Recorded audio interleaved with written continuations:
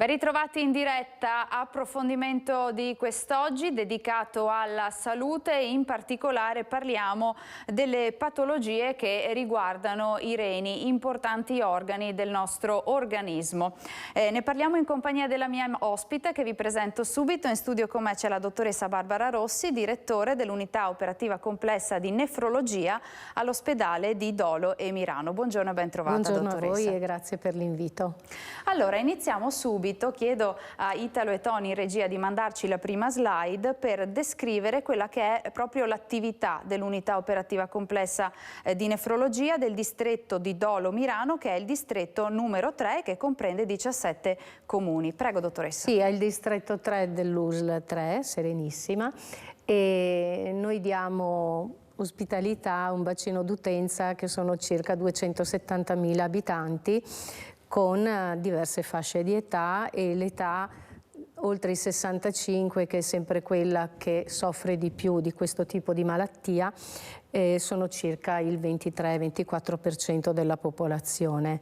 L'unità operativa di nefrologia è suddivisa nei due ospedali, nei due presidi ospedalieri. Il presidio ospedaliero di Dolo prevede la degenza, dove ci sono 8 posti letto, prevede un'attività ambulatoriale, e poi c'è la dialisi che è sia emodialisi che dialisi peritoneale. Poi nel presidio ospedaliero di Mirano c'è presente l'emodialisi ambulatoriale, che ovviamente poi dà anche risposte alle necessità dei pazienti ricoverati nell'ospedale di Mirano. Ecco, stiamo vedendo con un totale di prestazioni ambulatoriali circa di 60.000 all'anno e 200 prestazioni al giorno tra Dolo e Mirano. Quindi esatto. Insomma anche un numero importante Sono di un numero prestazioni ambulatoriali. importante. Queste prestazioni comprendono sia l'attività dialitica vera e propria, tenendo presente che i pazienti fanno dialisi tutti i giorni, e comprende anche l'attività ambulatoriale, quella normalmente di routine, insomma, perciò l'ambulatorio divisionale piuttosto che l'ambulatorio specifico per l'anemia, specifico per l'insufficienza renale cronica avanzata, e soprattutto una quota molto importante viene dedicata ai trapianti di rene. Allora, io ricordo innanzitutto ai nostri telespettatori che siamo in diretta, e quindi potete intervenire con il numero che state vedendo in sovraimpressione dello 0422 1628 332. Chiamate perché avete la possibilità, insomma, di fare una domanda e avere una risposta dalla dottoressa Rossi. Allora, dottoressa, che cosa studia la nefrologia? Un termine, insomma, che è anche complesso da comprendere. Poi quando l'hai compreso non te lo dimentichi più, però la nefrologia è quella branca della medicina che si occupa della funzionalità prevalentemente dei reni. Noi nasciamo in genere con 2 reni, eccola lì la diapositiva, prego. Esatto. I reni sono ubicati, il destro sotto il fegato e il sinistro appena dietro alla milza. Sono collegati da quelli rossi, che sembrano 2 tubicini, e servono per lo scarico dell'urina verso la vescica. Ci sono persone che nascono anche con un rene solo, ci sono persone che hanno i reni che non sono in quella posizione lì, ma sono in una posizione più abbassata, ecco, che si chiama rene ectopico.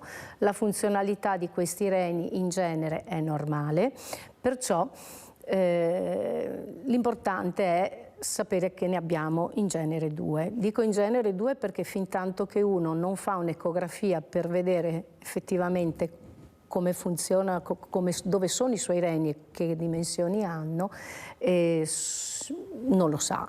I reni sono fatti come dei fagioli, hanno una consistenza, noi la chiamiamo parenchimatosa, però non è né soffice né dura.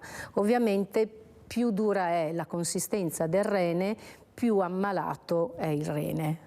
Poi dobbiamo dire che i reni sono organi riccamente vascolarizzati, no? Esatto, i reni nostri hanno la funzione di recuperare tutto il sangue e depurarlo, perciò attraverso i reni passa una quantità infinita di sangue durante il giorno, dal quale il sangue viene depurato dai reni e viene tolta quella quantità di liquidi che abbiamo in più. È una funzione molto importante perché fintanto che noi facciamo la pipì, giusto per dire, non ci rendiamo conto dell'importanza di questa funzione dei reni, perché ovviamente tutto quello che noi assumiamo in termini di liquido, il rene lo scarica. Perciò è una funzione molto molto importante, oltre a quella di pulire il sangue da tutte le tossine che il nostro metabolismo inevitabilmente forma durante la giornata. Abbiamo visto poco fa dall'immagine che non sono esattamente entrambi nella stessa posizione, speculari, diciamo così. No.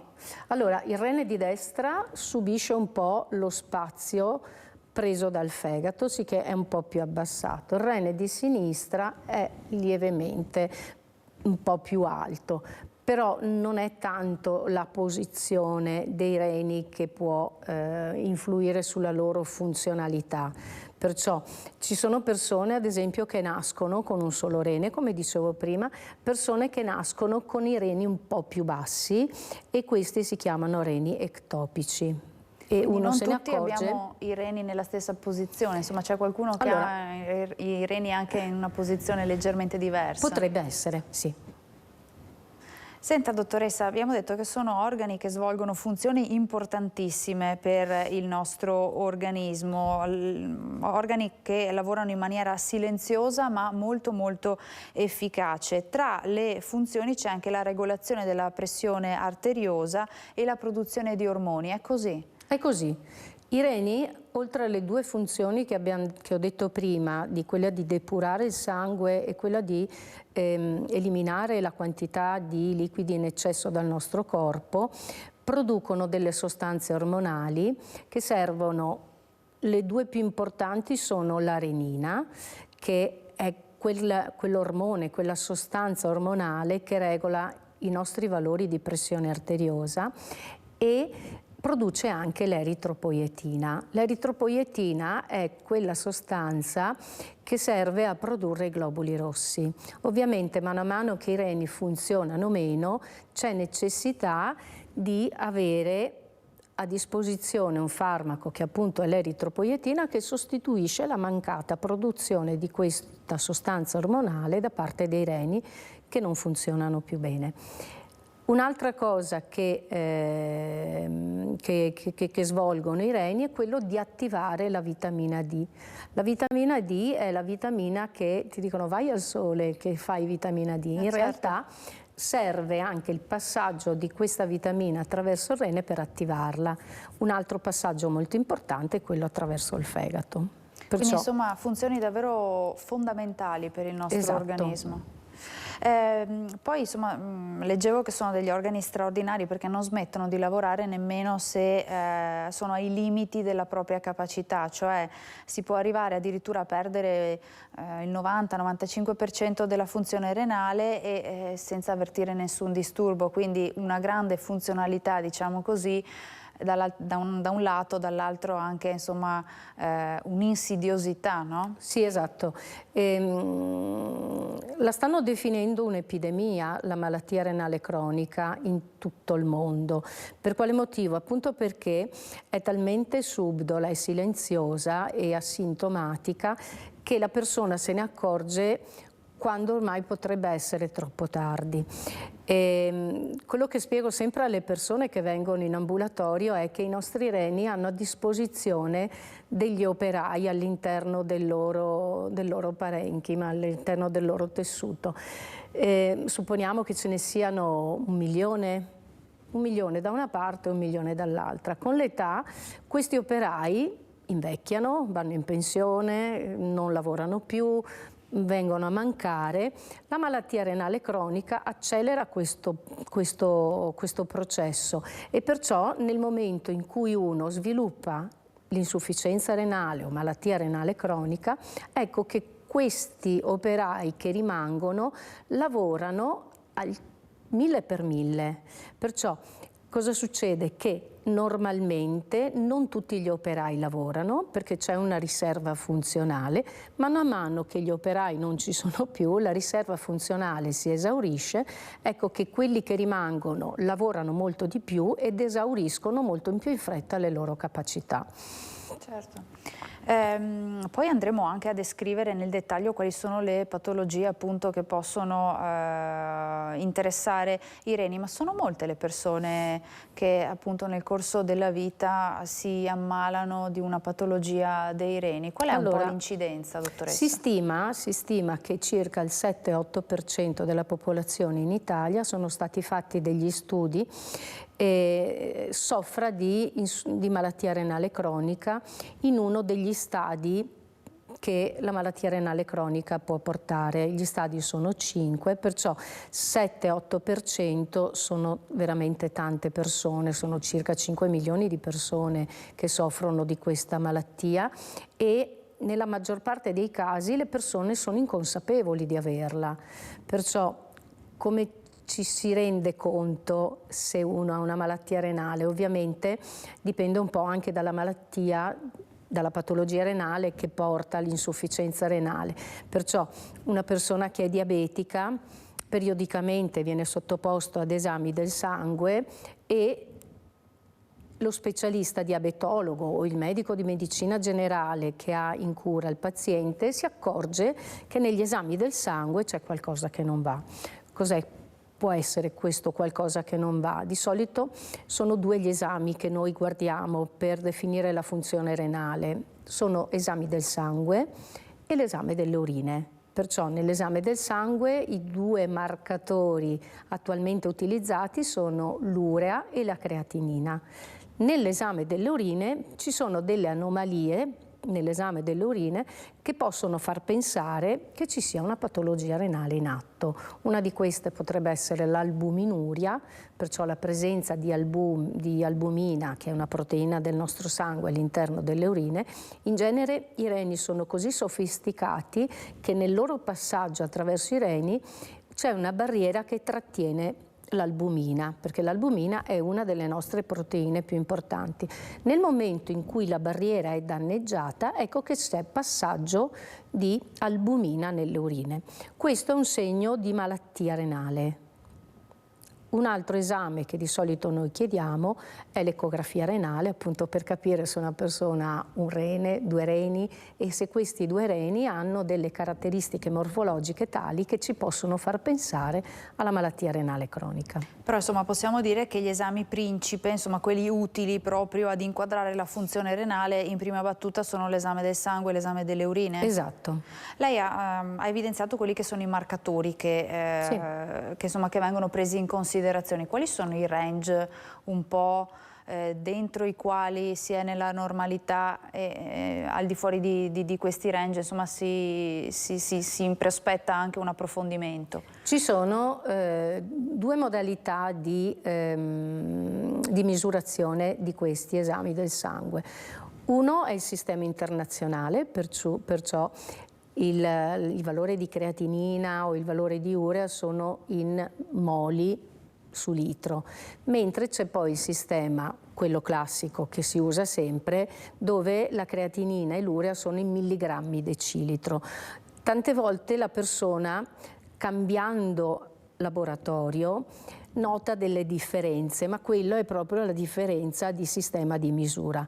Nel milligrammo decilitro io prendo sempre, per far capire alla persona, il limite di 1, perciò 1 milligrammo decilitro di creatinina sei ancora nella normalità. Poi per quanto riguarda l'altro sistema di misura è 100, perciò 100 micromoli litro di creatinina sono normali, oltre sono un campanello d'allarme. Poi c'è differenza anche tra maschio e femmina e c'è differenza anche per l'età. Un altro parametro che ci permette anche di distinguere le diverse classi di insufficienza renale, è quello che noi chiamiamo filtrato glomerulare. E da qualche anno a questa parte tutti i laboratori indicano appena sotto al valore della creatinina anche il valore di filtrato glomerulare. Perciò il filtrato glomerulare non è altro che un altro modo di definire il grado di insufficienza renale. Più aumentano i valori di creatinina, più si riduce il filtrato glomerulare. Perciò ecco che sulla scorta dei valori del filtrato glomerulare noi possiamo distinguere anche i diversi gradi di insufficienza renale o di malattia renale cronica. E questo è un dato sempre che emerge attraverso l'analisi del sangue? Assolutamente. Quando si prescrive anche un'ecografia renale, cioè un secondo passaggio, un secondo step? In genere quello che noi chiediamo ai medici di medicina generale è che nel caso in cui ci sia il sospetto di una malattia renale cronica è sempre molto importante che il paziente arrivi alla visita anche con un dato morfologico, perciò l'ecografia renale dovrebbe essere quell'esame in prima battuta che assieme all'esame del sangue, all'esame delle urine, il paziente dovrebbe avere per poter esprimere un giudizio. Ecco. Proprio perché sono degli organi così insomma, importanti e svolgono delle funzioni importantissime che abbiamo sentito per il nostro organismo, sono soggetti ad ammalarsi. Quali sono le principali appunto patologie che possono riguardare i reni? Ce ne sono molte. Ce ne sono molte che sono a carico direttamente dei reni e questi possono essere malattie ereditarie, perciò c'è una patologia che si chiama rene policistico che interessa nuclei familiari interi. Poi ci sono malattie autoimmunitarie, perciò abbiamo nel nostro organismo delle proteine che vanno contro ai principali organismi che ci sono all'interno del rene e queste sono in genere le glomerulonefriti. Poi ci sono malattie infettive, le cistiti che si possono ripercuotere verso l'alto, oppure c'è un'infezione del rene che si chiama pielonefrite. Un'altra tipologia di malattia che in genere però raramente porta alla malattia renale cronica è la calcolosi renale, che in Credo genere sia molto diffusa. Esatto, questa. in genere è la patologia che uno collega di più ai reni, perché si formano, allora l'urina in questo caso qui è sovrassatura di minerali e si formano dei calcoli, perciò non sono altro che degli agglomerati che sassolini, si che poi di mano a mano che crescono hanno la forma di questi calcoli che sono dei sassolini. Alla base di questa formazione ci sono delle alterazioni del metabolismo.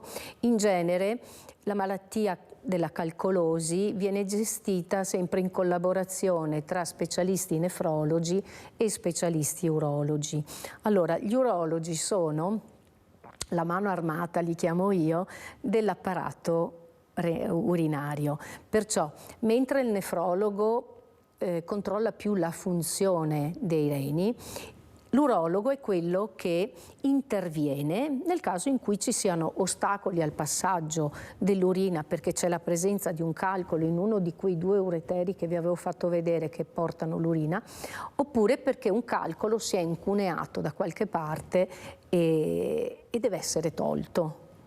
Ecco, le stavo proprio per chiedere qual è il rapporto tra il nefrologo e l'urologo. Spesso sono 2 branche che insomma comunemente sentiamo nominare, però spesso confondiamo qual è il confine di una specialità e dell'altra, no? Sì, appunto dicevo che il nefrologo guarda più la funzione renale e l'urologo invece interviene quando ci sono tumori del rene, quando ci sono delle cisti complicate, quando c'è appunto la formazione di un calcolo talmente grande che ostruisce il deflusso dell'urina, quando ci sono degli inginocchiamenti dell'uretere che porta la pipì, oppure L'urologo in genere è poi più delle basse vie, perciò problemi alla vescica, tumori alla vescica, diverticoli.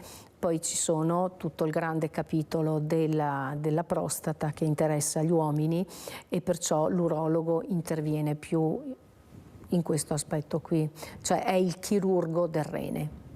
Tornando alla calcolosi, chi ha provato una colica non se la scorda renale più. non la dimentica più, no? Da quello che mi dicono, io per fortuna non le ho avute, però da quello che dicono i pazienti, chi ha avuto una colica renale se la ricorda molto, e in effetti poi quando si vedono i pazienti in ambulatorio che loro dicono ho male dietro qui, che di solito uno localizza i reni, in realtà lì nella maggior parte dei casi, delle volte, è un dolore articolare, un dolore osseo, più che un dolore renale. Il dolore renale quando c'è si fa sentire. Come vengono trattate le coliche renali?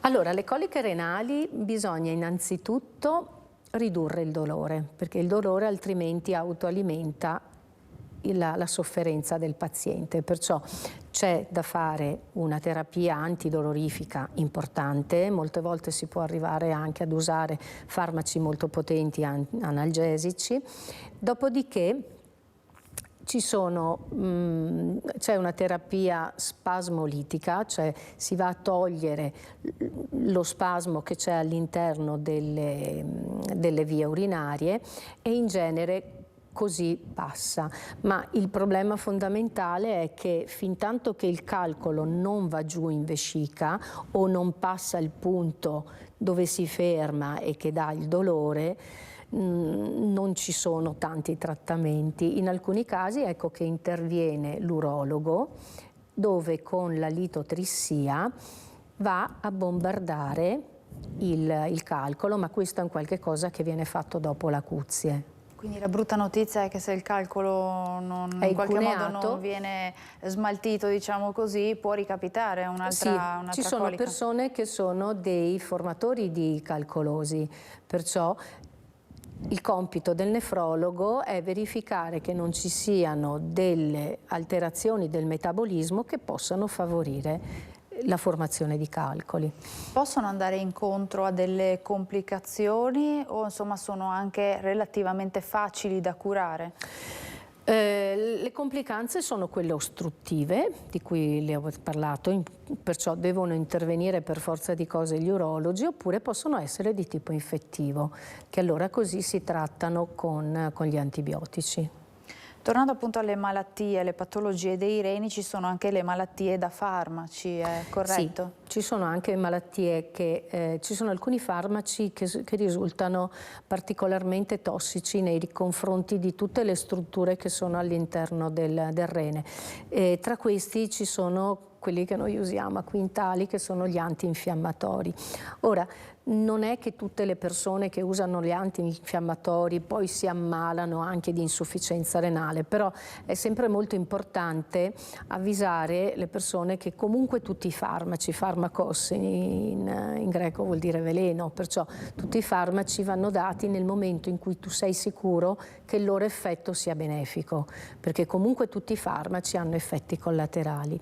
L'effetto collaterale più vistoso dei farmaci antidolorifici, non voglio fare nomi, diclofenac piuttosto che altri farmaci, se presi in quantità non corretta, non adeguata, possono dare problemi ai reni. Certo, quindi non attenendosi a una prescrizione del medico, ecco, che questo sempre è un aspetto importante. Esatto, ci sono alcuni antibiotici che possono dare sempre problemi renali, ma sono perlomeno antibiotici che si prendono nelle strutture ospedaliere piuttosto che assunti a domicilio. Abbiamo una telefonata da casa, sentiamo che cosa ci vogliono dire. Pronto, buongiorno, chi c'è in linea? Io sono la signora Pepitone Anna da Dolo. Buongiorno Anna, buongiorno. Dica pure. Devo dire un'informazione. Io sono una donna di 88 anni e non ho mai sofferto di rene. Siccome ho sentito dire dalla dottoressa Rossi che può venire un disturbo al rene senza nessun sintomo, a 80 anni mi conviene fare degli accertamenti per vedere se i miei reni funzionano bene o meno? Allora, La signora fortunatamente non ha mai avuto problemi ai reni, Esatto. però siccome appunto ha sentito che non danno sintomi, vuole sapere insomma se è necessario fare un approfondimento. Intanto grazie per la sua telefonata, adesso la dottoressa le dà un consiglio, prego dottoressa. allora, mi complimento con lei se non ha mai avuto problemi di qualche tipo di salute. Ovviamente avrà fatto, penso, degli esami nella sua lunga vita del sangue. Ecco, perciò nel momento in cui uno fa degli esami del sangue che poi lei porta in visione agli specialisti da cui va o al suo medico di medicina generale, si vede se i suoi reni funzionano, se quei valori di cui parlavo prima, cioè la creatinina e l'urea, sono alterati oppure se sono nei limiti di norma. Tenga presente però che dopo i 40 anni noi invecchiamo e invecchiano anche tutti i nostri organismi, tutti gli organi che abbiamo nel nostro organismo. I reni si stima che perdano un millilitro minuto, perché questa è la misura per il filtrato glomerulare, all'anno. Perciò nel caso specifico della signora, la signora non ho capito se ha 80 anni, 88 anni. 88, avevamo anni, capito perfetto. Perciò io non mi preoccuperei più di tanto, a meno che il suo medico di base, vedendo gli esami che lei periodicamente fa, non le consigli di fare un controllo nefrologico. Quindi posso stare tranquilla che essendo mi segue il medico curante? Assolutamente sì. Ha capito bene, Anna? La ringrazio tanto, grazie tanto. Grazie molto gentile. Anna, grazie per la sua grazie a voi, telefonata, grazie. stia tranquilla.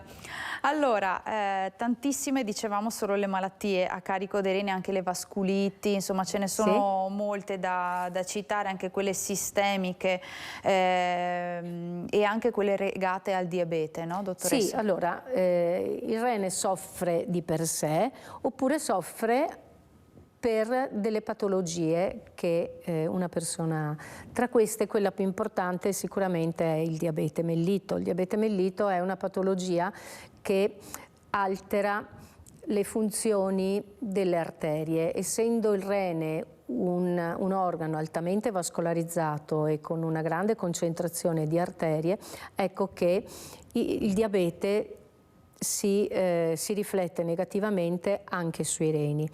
Un'altra malattia è l'ipertensione arteriosa, però come ho detto prima non è che tutte le persone che soffrono di ipertensione arteriosa sviluppano poi in seguito anche la malattia renale sono cronica. Tutti fattori di rischio Sono che tutti potrebbero fattori di portare rischio. a sviluppare la malattia Però renale. una persona che ha l'ipertensione ed è un'ipertensione non controllata, che ha l'osteoporosi oppure ha dolori articolari e tutti i giorni si prende il farmaco per i dolori, questa potrebbe essere una persona a rischio per sviluppare anche l'insufficienza renale. Ovviamente, ne parlavamo prima, la scienza medica ha fatto dei passi avanti enormi per quanto riguarda il trattamento delle malattie cardiovascolari, tipo l'infarto, tipo l'ictus. Le persone sopravvivono, i reni continuano però nella loro malattia, perciò è proprio il fatto che uno sopravvive ad un evento acuto che poi c'è il tempo anche di sviluppare l'insufficienza renale o la malattia renale cronica. Certo, poi anche insomma continuando ad elencare i fattori di rischio, ovviamente li sappiamo, il fumo di sigaretta, l'attività fisica non praticata. Sono tutti quei fattori, esatto, che si riflettono negativamente anche sulla malattia cardiovascolare. Teniamo anche conto che purtroppo le persone che hanno la malattia renale cronica sono più esposte ad ammalarsi di malattie cardiovascolari e perciò è tutto un insieme di fattori che si dovrebbero tenere in considerazione. Una buona attività fisica piuttosto che un controllo del peso, il controllo del diabete, dei livelli di glicemia, il controllo dei valori di pressione. Certo. L'alimentazione. Anche questo è un aspetto importante.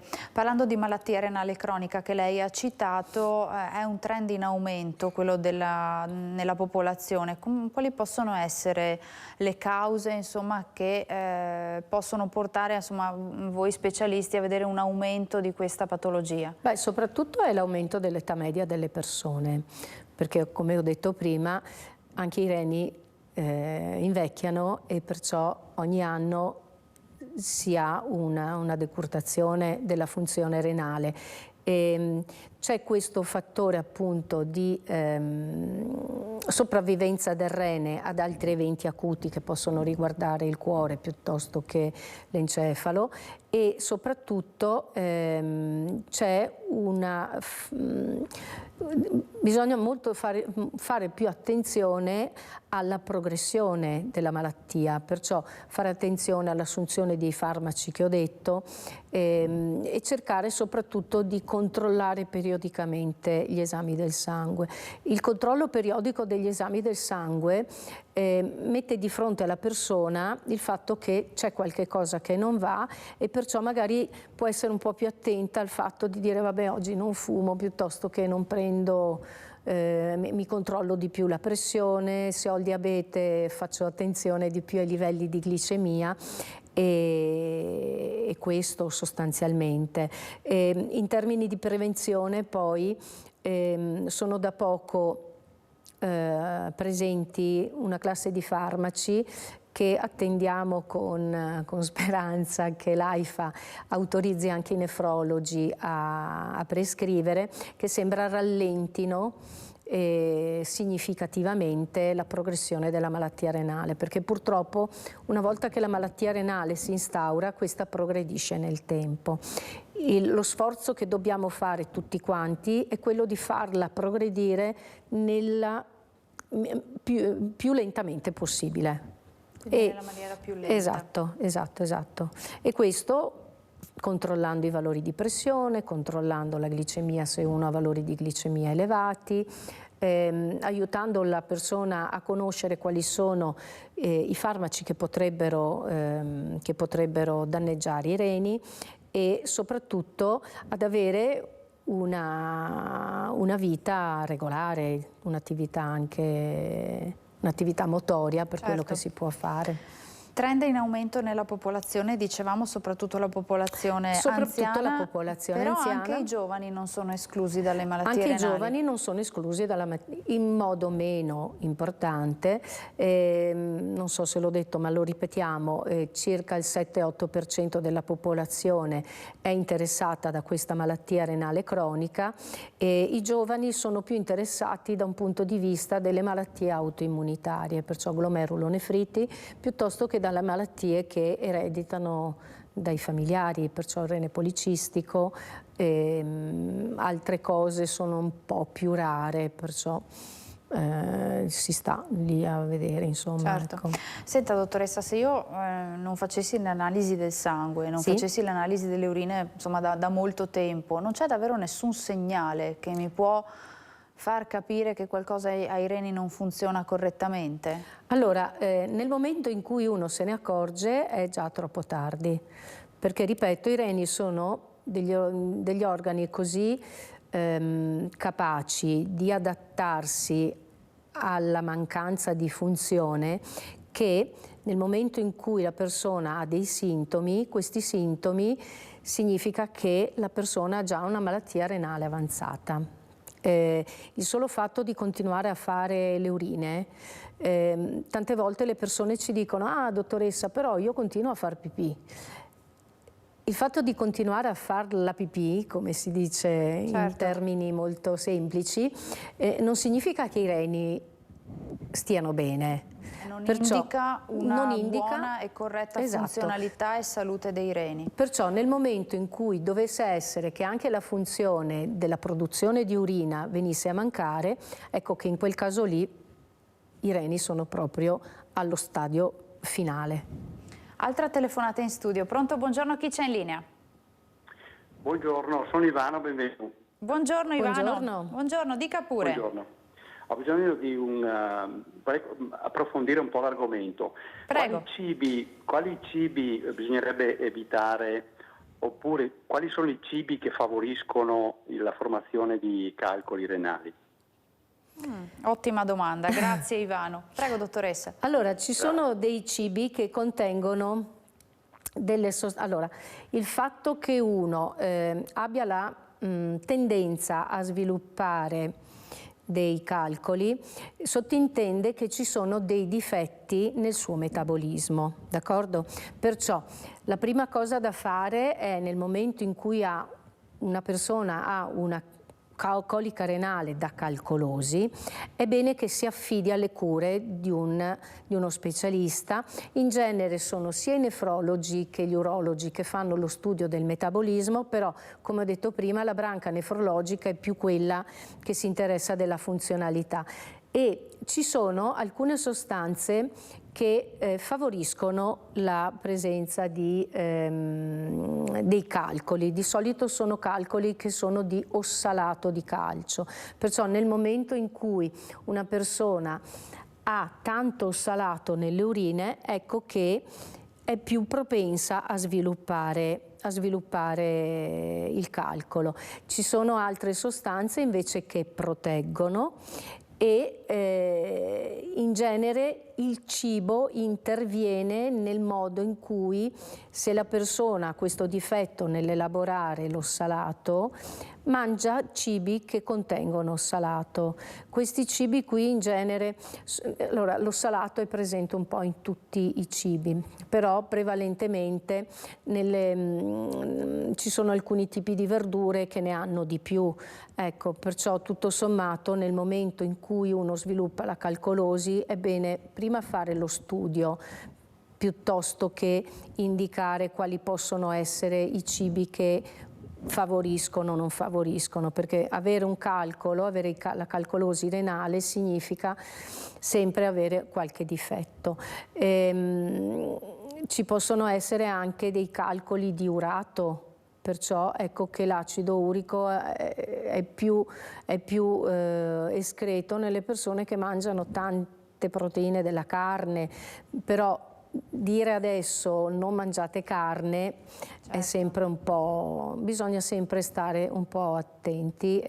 Un'alimentazione corretta, insomma, a prescindere esatto, ci sono ad esempio persone che bevono tante bibite gasate, anche quello non va bene perché contengono delle sostanze che potrebbero far precipitare i calcoli. Certo, non soltanto zuccheri che sono quelli più comunemente conosciuti, ma insomma tante sostanze. Assolutamente. Allora dottoressa, noi ci fermiamo per una brevissima pausa di pubblicità, davvero qualche minuto, e poi ritorniamo insieme in diretta tra poco.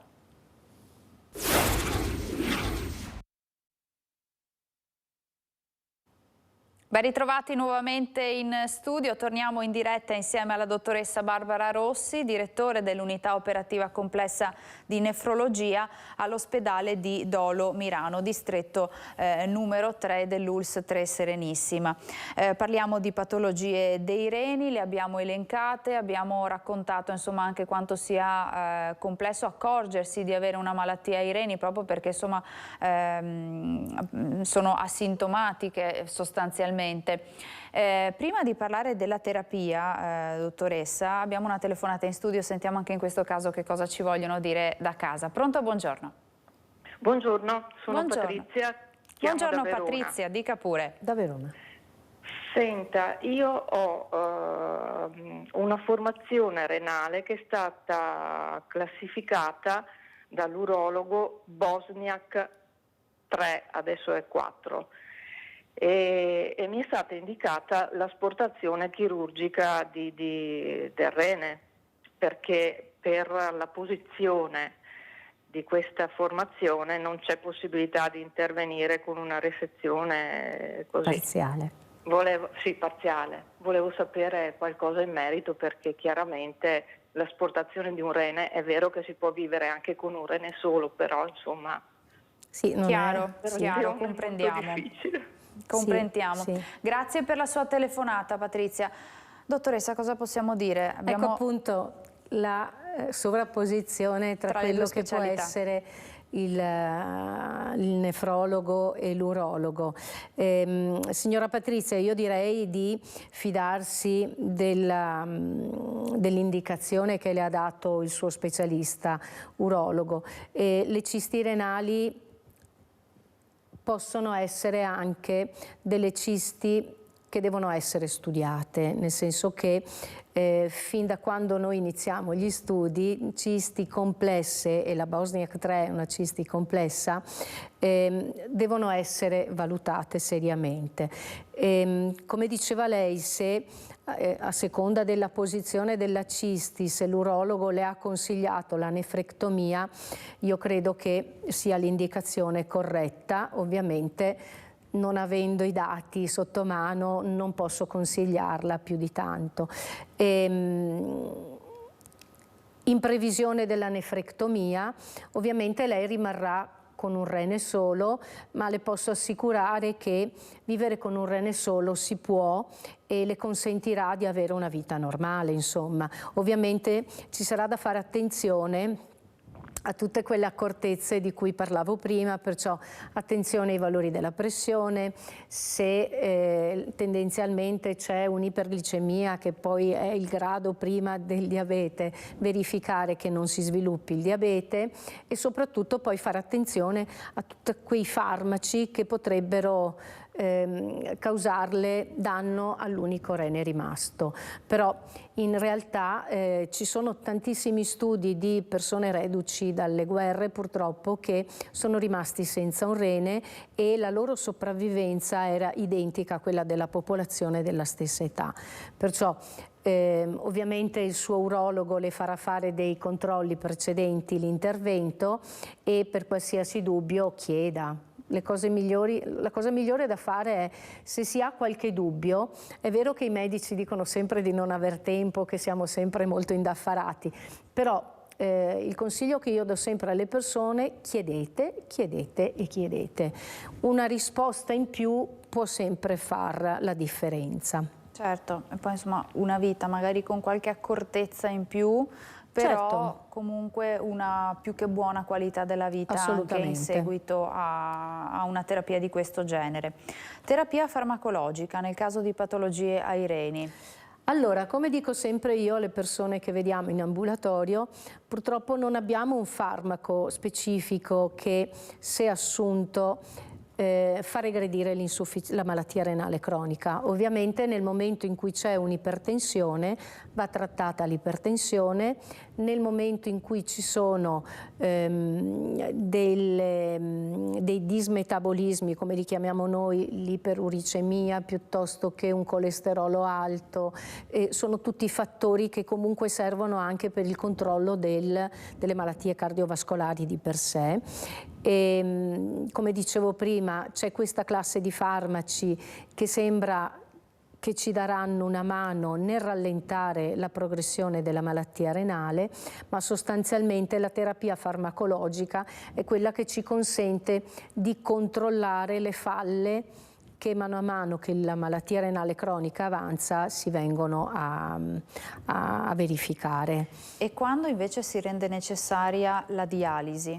Allora, nel momento in cui la funzionalità renale è sotto quel 5% di cui parlavamo prima, ci sono delle opzioni terapeutiche che devono essere valutate. Ovviamente riguarda molto anche le condizioni cliniche del paziente, comprendono anche l'età della persona che abbiamo di fronte, ma in genere il trapianto di rene per le persone che sono idonee a farlo è la terapia migliore e ormai è assodato da tutti gli studi disponibili ad oggi.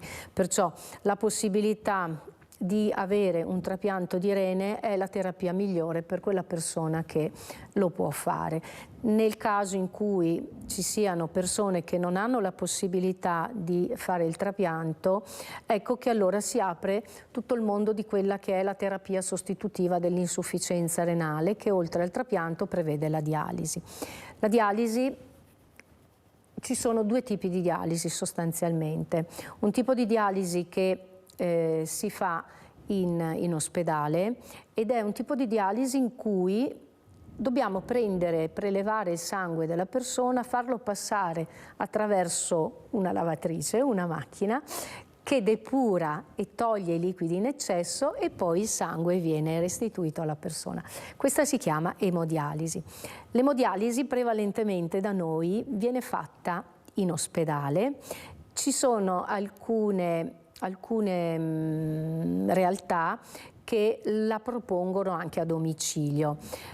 Ovviamente nel momento in cui si propone l'emodialisi a domicilio ci deve essere tutta un'organizzazione tale per cui una persona deve essere in grado di farla a casa, deve avere sempre una persona a fianco che nel caso in cui ci siano problemi intervenga, e perciò sostanzialmente l'emodialisi è questa. La interrompo, poi andiamo a descrivere l'altra tipologia. Sentiamo prima che cosa ci vogliono dire da casa. Pronto, buongiorno. No. Buongiorno.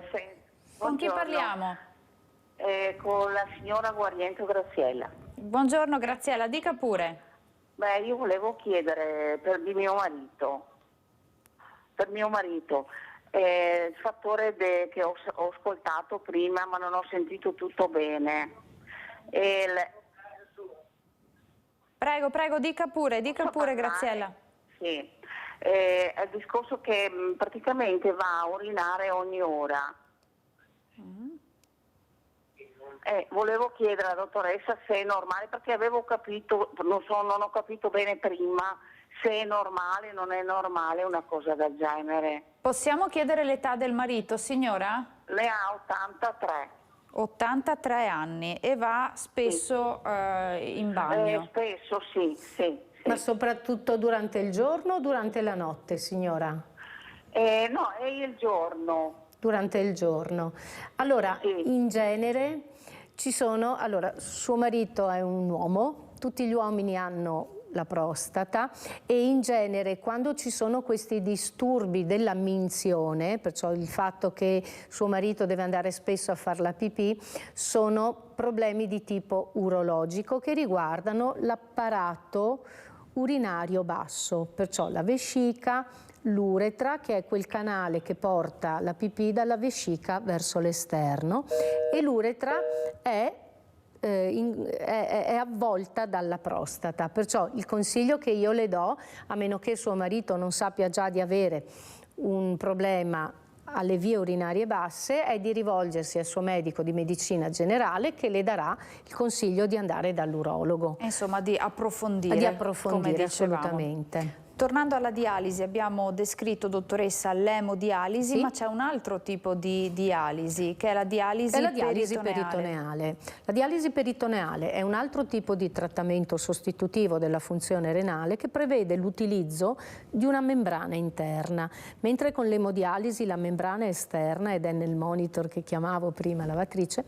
La membrana è all'interno del nostro addome ed è appunto la membrana peritoneale che tutti noi abbiamo, e in questo caso è la membrana peritoneale che funge da filtro. Perciò ovviamente per arrivare alla membrana peritoneale è necessario mettere un catetere e la nostra pancia, il nostro addome diventa un contenitore che può aiutare nella depurazione del sangue e nel rimuovere la quantità di liquido in eccesso.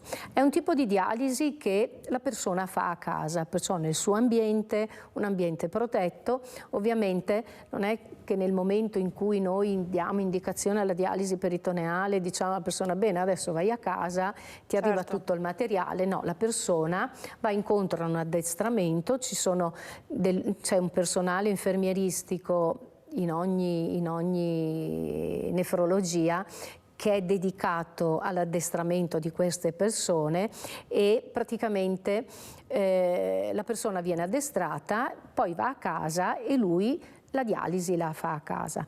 È un tipo di dialisi che prevede un trattamento diurno, mentre per quanto riguarda l'emodialisi che viene fatta in ospedale comporta lo spostamento del paziente da casa all'ospedale e viceversa.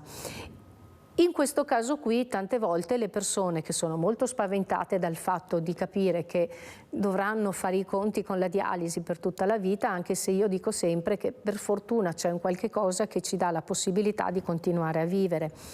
C'è la possibilità di avere il trasporto da e per casa. Ecco, è proprio quello che ci chiedono attraverso i social, no? Attraverso Facebook, perché spesso i figli lavorano, non hanno la possibilità di accompagnare quotidianamente i genitori magari in ospedale a fare la dialisi. Ci sono delle associazioni, c'è una rete che agevola anche il trasporto? È previsto il pagamento da parte della Regione del trasporto da e per la dialisi, perciò nel momento in cui in un ambito familiare, in un nucleo familiare ci dovesse essere una persona che ha bisogno di far dialisi in ospedale, non ci deve essere la preoccupazione di dire no, la devo portare, anche perché diventano 2-3 volte alla settimana e vi posso assicurare che il primo mese è tranquillo, poi abbiamo tutti quanti i nostri problemi, certo. Perciò avere questo impegno di portare la persona, anche perché la dialisi è un trattamento salvavita, perciò non è che si può dire oggi non ho voglia oppure non ho tempo, non vado, no. Purtroppo. Certo. Ma insomma è importante conoscere anche quelle che sono le opportunità e i servizi che il territorio mette a disposizione. Siamo in chiusura, io ringrazio la dottoressa Barbara Rossi. Volevo soltanto dire un'altra cosa, un'altra terapia che adesso sta prendendo piede per quanto riguarda le fasi terminali dell'insufficienza renale è anche quella che viene chiamata terapia nutrizionale, perciò ci sono dei centri che si stanno allestendo per dare la possibilità alle persone di non entrare in dialisi, di assumere delle sostanze che servono a ritardare il più possibile l'ingresso in dialisi. Ovviamente viene fatto per le persone molto anziane che pensare a una dialisi è certamente più complesso. Esatto, sarebbe molto più complesso. Insomma è importante c'è qualcosa che si può fare anche esatto. questo aspetto. Grazie alla dottoressa Barbara Rossi, direttore di nefrologia all'ospedale di Dolo e Mirano. Grazie davvero. Grazie anche a voi di averci seguito da casa, vi do appuntamento alla prossima puntata. Arrivederci.